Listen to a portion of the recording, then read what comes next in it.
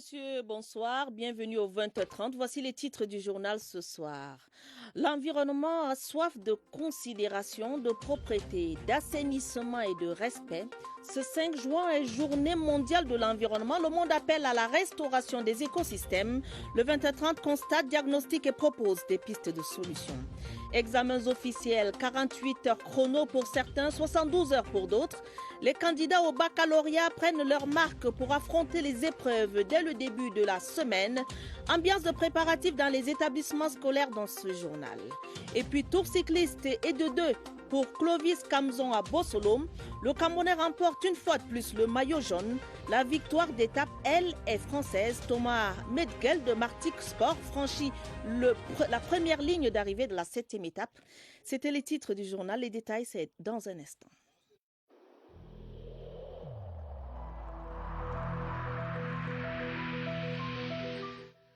Je vous exhorte de nouveau à porter vos masques, à vous laver régulièrement les mains et à faire appel à un médecin ou à tout autre personnel de santé au cas où des symptômes apparaissent.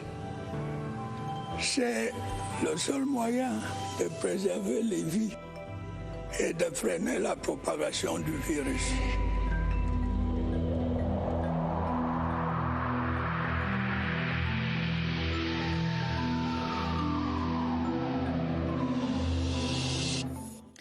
Madame, Monsieur, merci de nous recevoir chez vous. La journée mondiale de l'environnement est célébrée ce samedi à travers la planète.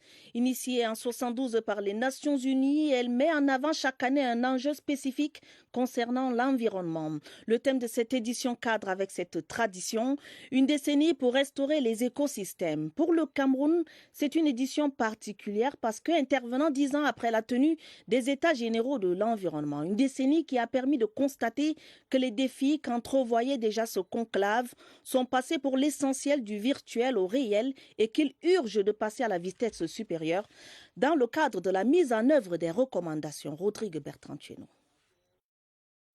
Le temps a confirmé les sombres prévisions que firent il y a 10 ans les États généraux de l'environnement au Cameroun d'octobre 2011. Le pays en la matière est devenu un grand malade. Ses maux sont multiples. Changement climatique, pollution, perte de la biodiversité, désertification, pratique exacerbée des feux de brousse, mauvaise gestion des déchets, pour ne citer que cela. La cure prescrite par les États généraux mise en œuvre timidement ralentit le glissement du malade vers le coma. Notre ministre nous a instruit de procéder au bilan des 5 années de la mise en œuvre de l'accord de Paris.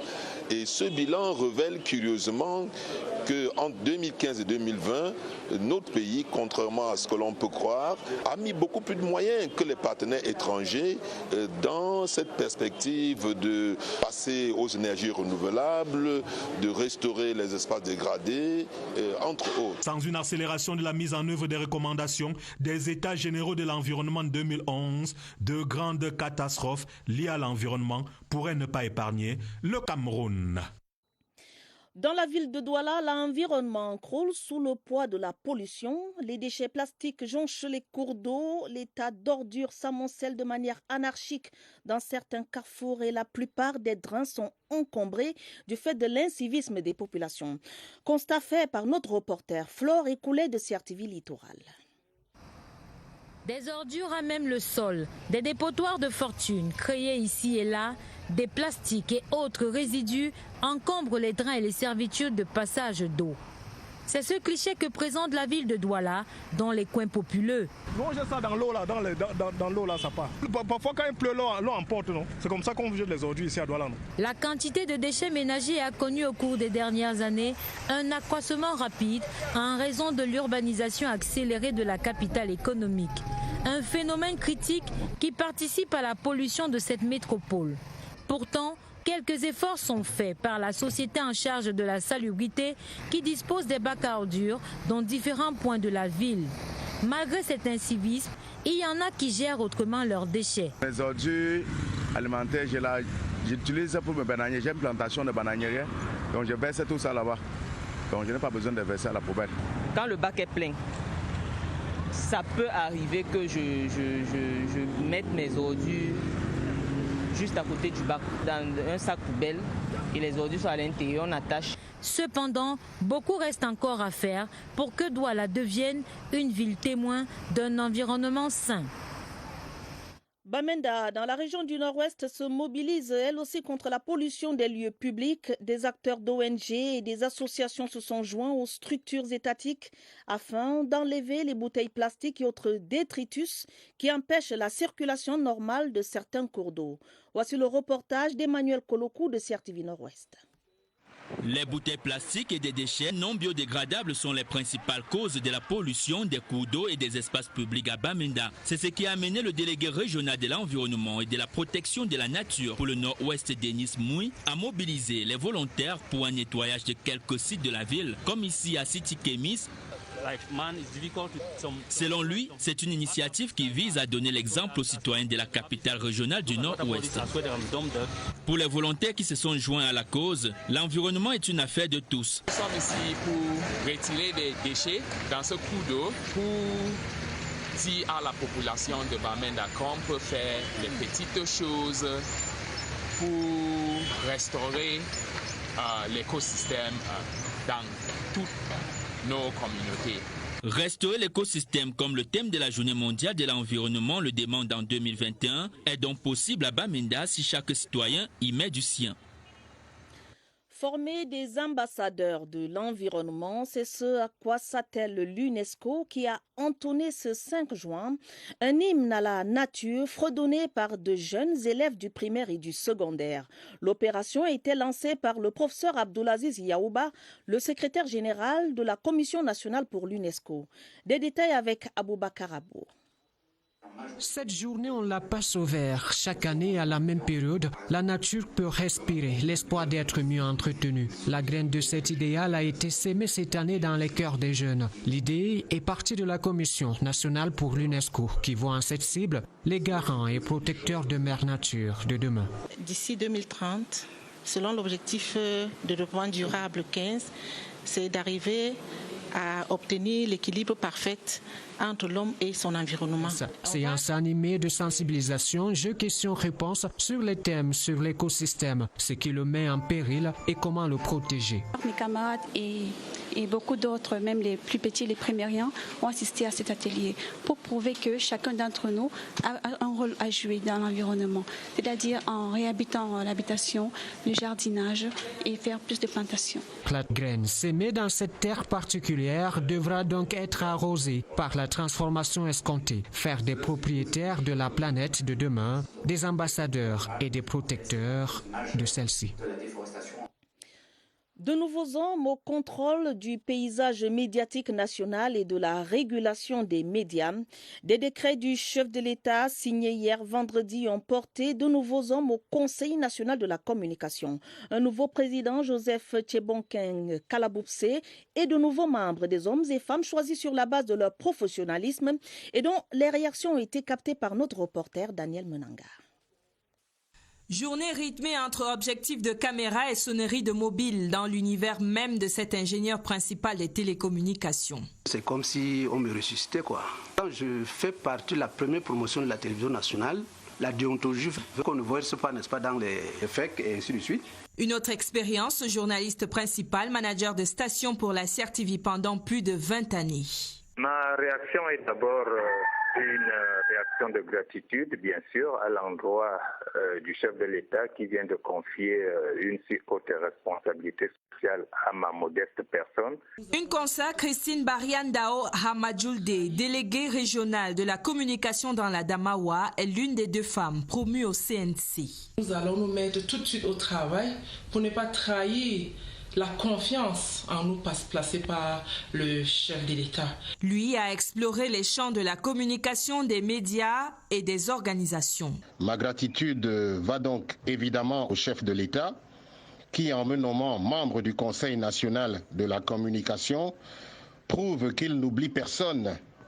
C'est un challenge professionnel à relever. Parce que la régulation passe par l'école de l'éthique, professeur Eno Tanjong, ancien vice-recteur de l'université de Boya, y veillera. Je remercie le Seigneur pour la nomination. C'est un autre défi dans ma carrière de journaliste.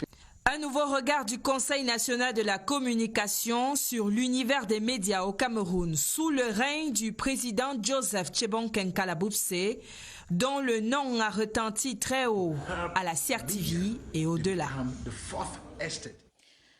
Félicitations aux promus. Je vous le disais dans les titres du journal, la saison des examens officiels est ouverte et se poursuit avec, dès la semaine prochaine, l'entrée en scène du baccalauréat.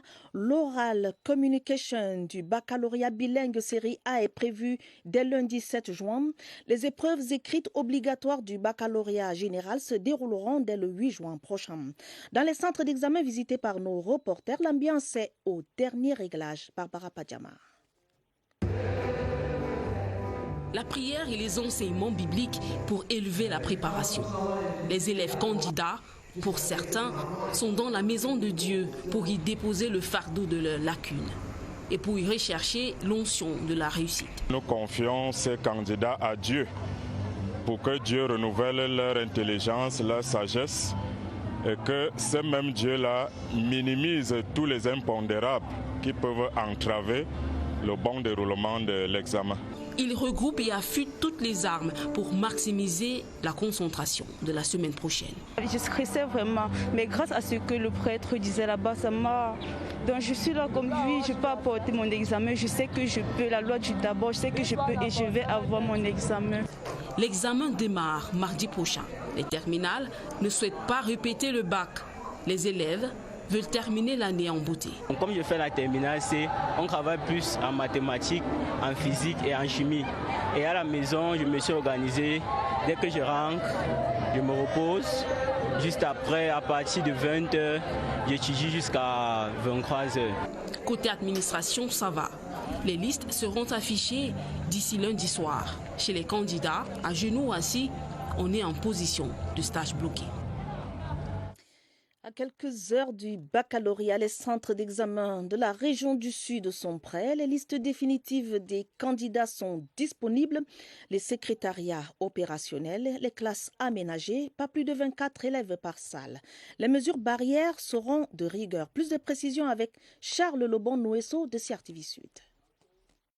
Au lycée bilingue de Kribi urbain, les finissants de la série espagnole participent aux travaux dirigés pour mieux affronter le baccalauréat. Il y a les manquements, donc le professeur nous aide en faisant des TD comme ça. Il nous répartit en groupe afin que chacun puisse connaître ce qu'il ne savait pas auparavant. Alain Carmel Kamoa du lycée bilingue de Kribi se sert d'un didacticiel et du soutien des enseignants pour rester en éveil et prêt avant le grand jour. Durant l'année, c'est pas tout qu'on a pu retenir. Donc il nous aide quand même afin de toucher certains points. Et nous ici à la maison, on essaie de s'exercer. Au lycée technique de Kribi, le censeur coordonne le suivi des candidats au baccalauréat industriel par des exercices appropriés. Nous avons aussi la correction des épreuves de l'examen blanc. Ça m'aide beaucoup parce qu'il y a plusieurs choses que j'essaie d'assimiler. À Kribi, les candidats aux examens officiels bénéficient d'un encadrement de proximité. Certains, mus par la volonté de réussir, mettent toutes les chances de leur côté dans un environnement sain, gage de succès. C'était Salvador Bechia à Kribi, dans le sud. Restons dans les campus, cette fois dans les campus universitaires pour parler d'une thèse. Carence de la fonction paternelle en milieu familial et chronique de la crise d'adolescence chez les jeunes de 18 à 19 ans. C'est le thème d'une thèse en psychologie défendue à l'université de Yaoundé 1 par Sylvie Marie Anunga. Un travail fouillé et bien défendu qui lui a valu la mention très honorable. Michel Renaud-Wandia. La fonction parentale est d'une importance avérée face à une société contemporaine qui connaît des dérives. La thèse en psychologie du développement, défendue par la candidate Sylvie Marie Anga, vient ainsi donner une esquisse d'exploitation des comportements de révolte chez les jeunes, ainsi que le rôle que doit jouer le père dans le développement de l'enfant. Il est question de comprendre d'abord ce qui se passe à l'intérieur de ces jeunes-là, de ces adolescents-là, et pouvoir aider la société à trouver des solutions efficaces. Pour ce travail apprécié, le jury présidé par le professeur Marc Bruno Mailly lui a décerné la mention très honorable.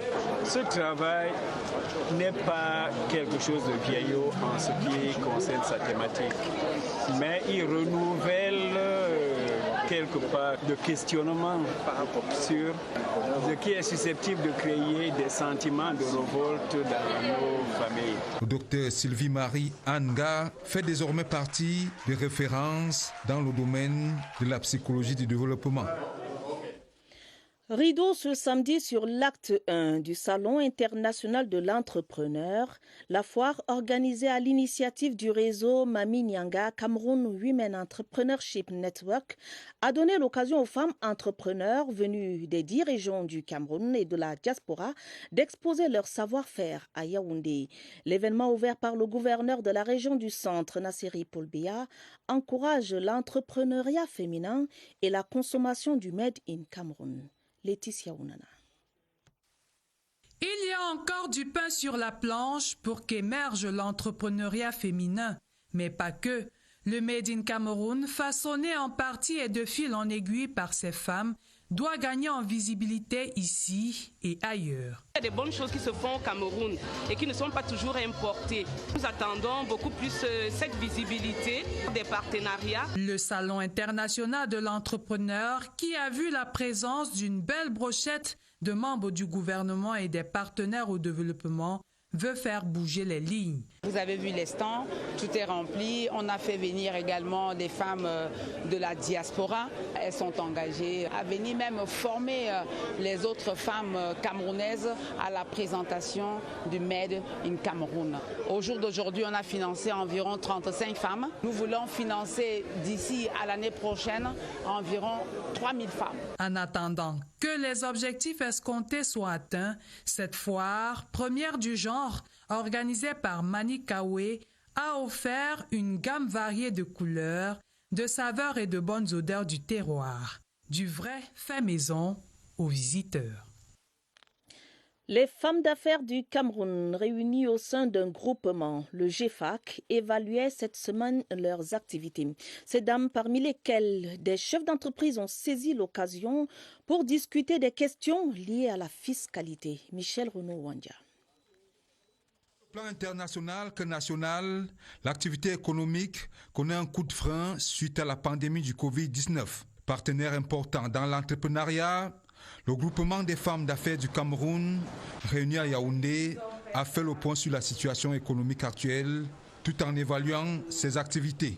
Si les certains restent aujourd'hui, c'est les gens qui sont tenus pour payer les impôts et c'est pour ça qu'ils gardent leur nom pour 30 ans, 25 ans et jusqu'à ce jour. Les membres du GFAC, venus des 10 régions, ont également été outillés sur le paiement des impôts en ligne. GFAC a déjà fait quelque chose d'années d'existence. On doit montrer l'exemple aux autres femmes entrepreneurs. Et GFAC a ouvert ses portes pour les nouveaux gens qui créent, pour les encadrer. La rencontre de Yaoundé marque ainsi un tournant important dans les activités du GFAC. Une trentaine de coopératives et GIC agricoles de Santa, département de la Meuzam, région du Nord-Ouest, ont reçu des semences améliorées de maïs et de pommes de terre de l'Institut de recherche agricole pour le développement, l'IRAD, antenne de Bambouis. Des semences qui permettront aux cultivateurs victimes de la crise socio-politique d'accroître leur production. Voici la correspondance de Valentin Kouade de CRTV Nord-Ouest. L'arrondissement de Santa dans le département de la Meuzam a une renommée établie. Cela grâce à sa production en pommes de terre, en carottes, en choux, en produits maraîchers. Des aliments qui nourrissent les villes de Yaoundé, Douala et la sous-région Afrique centrale. Cependant, à cause de la crise, la production a chuté. On a perdu beaucoup de semences parce que tout pas semé, des fois tout fuit. Tu laisses ça sans couvrir. Pour obtenir une grande production, il faudrait avoir une semence de bonne qualité. Pour réussir dans les activités agricoles, il faut avoir la bonne semence. Parce que quand on n'a pas la bonne semence, tout ce qu'on investit dans l'agriculture, c'est un peu de temps. Les semences améliorées et distribuées ont des caractéristiques qui permettent à produire en grande quantité. En termes de productivité, c'est une semence qui peut vous donner à peu près 4 à 6 tonnes par hectare. L'opération de distribution des semences améliorées organisée par l'IRAD va se poursuivre dans d'autres localités comme Kumbo, Bafut et Bamboui. La commune d'arrondissement de Douala 2e dans le littoral récompense les associations féminines qui s'illustrent au quotidien par des activités, des actes et des actions de citoyenneté. La cérémonie de récompense s'est déroulée dans la cité capitale économique en présence de nombreux invités. Plus de précisions avec Napoléon Bonaparte, besoin de Certeville littoral. Un seul mot, continuer. C'est le docteur Roger Victor Mbassandine, maire de la ville de Douala, qui l'a repris pour encourager l'initiative du concours des associations féminines les plus citoyennes de Douala 2e. Un concept qui fait son chemin vu la 11e édition qui aura mobilisé artistes et musiciens, lauréates et autorités. Un pays, un citoyen, c'est celui qui respecte les institutions de son pays. Nous avons l'ordre public, nous avons la salubrité. C'est à cela que nous voulons éduquer nos populations. Nous ne nous arrêtons pas uniquement aux associations. Un engagement citoyen parrainé par Roger Victor Mbassandine, le premier citoyen de la ville de Douala, dont les défis sont identiques. On a vraiment une organisation sérieuse et un concours qui a été fait qui correspond exactement à ce que la ville veut faire. Faire de Douala une ville propre, une ville belle, une ville où il fait bon vivre. Dans la spacieuse salle des fêtes du cercle municipal de cette circonscription, les maires, doublement à l'honneur, à leur journée internationale qu'elle célèbre avec faste, s'ajoute une enveloppe qui salue leur émulation citoyenne. Les vainqueurs entendent s'y maintenir. On va rentrer aujourd'hui, on va mûrir les idées, on va sortir les nouvelles touches. Des nouvelles touches, chaque année nous on change les touches. Ce que nous avions fait l'année passée, ce n'est plus ça qu'on a fait cette année. Je récupère les idées de tous les adhérents, je condense et j'applique, ça donne. Soyez les ambassadrices de la propreté dans vos quartiers. Exhortation faite par Madame Denise Fampo qui a remis du matériel de travail aux 31 associations soumissionnaires pour davantage astiquer la métropole.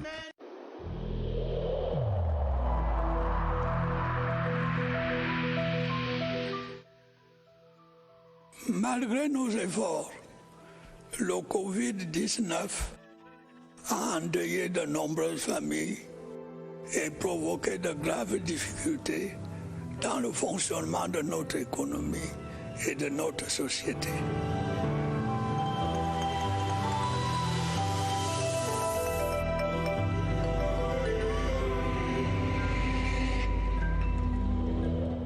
La riposte anti-Covid-19 au Cameroun arrête ce soir au centre de santé intégré de Mbalmayo où nous tenterons de faire une sorte d'évaluation de la situation vaccinale sur place. Vaccination contre le Covid-19 bien sûr. Allons y retrouver Évariste Yenga sur la route du Tour cycliste et son invité Gaspard Messi, le point focal du PEV sur place. Bonsoir Évariste. Bonsoir, Atta, Badine, Oumar, avant de prendre la route du Tour cycliste international en direction des boulevards, ici en Mbalmayo pour essayer d'évaluer la situation vaccinale. Nous sommes en compagnie de Gaspard Messi. Il est le point focal du programme élargi de vaccination pour le district de santé de Mbalmayo. Ici, nous sommes au centre de santé intégré numéro 1 de Mbalmayo. Gaspard, bonsoir. Bonsoir. Dites, à ce jour, qu'est-ce qui a été mené déjà comme activité vaccinale dans ce district? Dans ce district, nous avons lancé déjà, nous sommes à la phase du deuxième tour, deuxième passage de la campagne de vaccination. Nous avons fait le premier passage. Le deuxième tour a été programmé à partir de 3 semaines pour ceux qui avaient pris Sinopharm et 4 semaines pour ceux qui avaient pris le vaccin AstraZeneca. Comme des deuxièmes phases, c'est-à-dire que c'est la deuxième dose déjà pour ceux qui sont concernés par Sinopharm. Maintenant, est-ce qu'on peut avoir des chiffres? Combien de personnes ont été vaccinées déjà? Nous sommes à environ 1300 personnes vaccinées. Au premier tour, nous avons fait environ 800, parce qu'il y a déjà la vaccination continue, nous avons fait environ 800. Et sur les 800, nous avons 87 personnels de santé dans tout le district de santé de Mbalmayo. Et le reste c'est la communauté. Les citoyens de la communauté, les différents corps de la communauté. Oui. Merci à vous, Gaspard Messi. On a une petite idée donc des activités vaccinales dans cette ville de Mbalmayo qui a accueilli aujourd'hui l'arrivée de la 7e étape du Tour cycliste international du Cameroun. À vous le plateau. Merci Évariste Yenga pour toutes les informations données et bonne suite pour le Tour cycliste. Nous ouvrons la page spéciale du journal Le Livre de la Semaine pour remarquer que le mois de juin est réputé être celui de la musique. Le livre de la semaine est par conséquent aujourd'hui celui d'un musicien. Et Kambi Brillant, musicien, tout simplement la biographie d'un chanteur à succès, un enchevêtrement de photos et de récits connus et inédits en un ouvrage dont les bonnes feuilles sont ici feuilletées par Serge Atanganabiso. Maman, tu as vu, je t'avais dit que je serais une star. C'est tout sauf un hasard si c'est précisément à sa mère qu'Ekambi Brillant s'adresse ainsi, parvenu au firmament de sa gloire et de son art, la musique. Déjà, le père, opposant radical au projet de vie aventureux selon lui, n'est plus. Et désormais, maman Claire Ekambi a devant ses yeux la réponse à la question posée à son fils quand il abandonnait les bancs du lycée pour caresser Clara Ndongo, sa fidèle guitare. C'est quoi une star, maman? La réponse est ce livre biographique de 204 pages, 4 parties, toute une histoire, mais quelle histoire!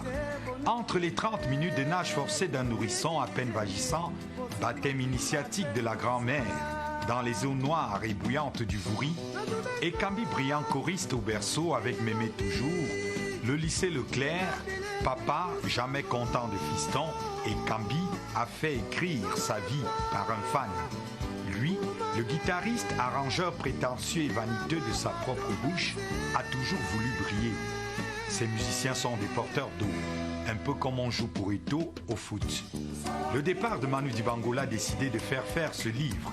La relure, malheureusement, de ce riche document dessert le contenu. Des photos belles, sympathiques, inédites, des écrits surprenants aussi, comme l'histoire des chanchouz, chaussures en plastique bata, devenues les Ekambi dans l'imagerie collective. Je vous raconte. Un soir de spectacle, Brillant a oublié ses bottes, belles italiennes à l'hôtel. Il chaussa donc ses caoutchoucs. Une fois, c'est tout. Pour un dandy, toujours bien habillé.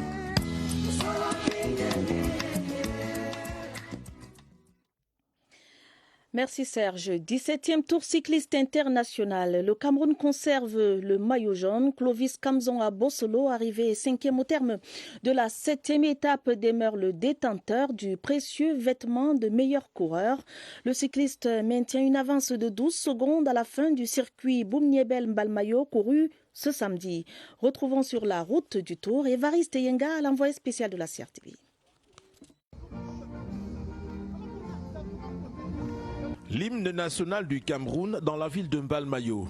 Clovis Kamzon à Bossolo, à nouveau maillot jaune du 17e Tour cycliste international du Cameroun. C'est la deuxième fois, il maintient l'avance de 12 secondes. Satisfait après avoir terminé cette étape sans avoir encaissé les secondes. Je pense que mes équipiers vont faire un travail exceptionnel. Mais la victoire d'étape est française. Thomas Medgue, parti à l'échappée après le départ de Boumniebel, dévance le peloton de plus de 3 minutes. Le coureur de Martigues Sport va braver soleil et pluie avant de déboucher en solitaire sur la ligne d'arrivée.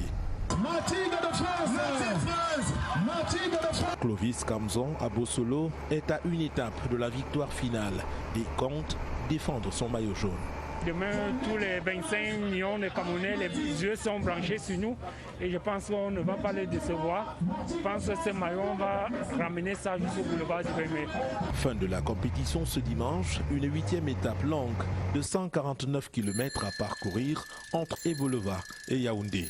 Le maillot jaune choisira son détenteur final. Sport encore, parlons cette fois handball. Plus que 3 jours et le coup d'envoi de la Coupe d'Afrique de handball dames sera donné à Yaoundé au Palais Polyvalent des Sports.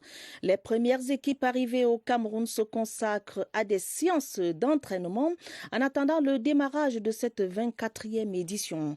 C'est le cas de l'équipe nationale de Madagascar, suivie de près par notre reporter Joël Igor Abanda. Ce samedi matin au lycée général Leclerc de Yaoundé, il est 9h. La délégation de l'équipe nationale de handball dames malgache est sur l'aire de jeu. L'encadrement technique et les joueuses peaufinent ici leur tactique de jeu. C'est leur deuxième journée d'entraînement. À ce stade, on travaille plus sur la tactique de jeu qu'on va faire ensemble. Entrer un peu plus sur le vif du sujet, c'est-à-dire avoir un peu plus d'impact sur les tirs, sur les apports individuels. L'équipe nationale malgache de handball dames est au Cameroun depuis 4 jours. Au total, 14 joueuses malgaches ont été sélectionnées pour cette 24e Coupe d'Afrique de handball dames Cameroun 2021. Parmi elles, 7 joueuses évoluent en France et dans l'île de la Réunion. Toutes les frontières sont fermées. Et pourtant, on a 7 joueuses qui jouent à l'extérieur. On n'a même pas pu les rassembler à Madagascar parce qu'il n'y avait pas d'avion. C'est là qu'on commence, depuis hier, à les avoir ensemble et de peaufiner 2-3 trucs. Les Malgaches ont rêvé leur regard ici maintenant. Les moyens, c'est l'État qui nous a aidés à venir, à en arriver jusque-là. C'est déjà énorme. L'équipe nationale de handball dames de Madagascar est venue avec de grandes ambitions pour cette première participation à une phase finale de la compétition africaine de handball dames. Fin de ce journal, une édition préparée avec la collaboration de Daniel Menanga, Mirabel Tala et Rosine Manga. Prochain rendez-vous avec l'information minuit. Vous serez en compagnie de Georges Marcel, Messila et de Ewane Polem. Madame, Monsieur, votre fidélité nous honore. Prenez soin de vous, prenez soin de vos familles. Bonne soirée à tous.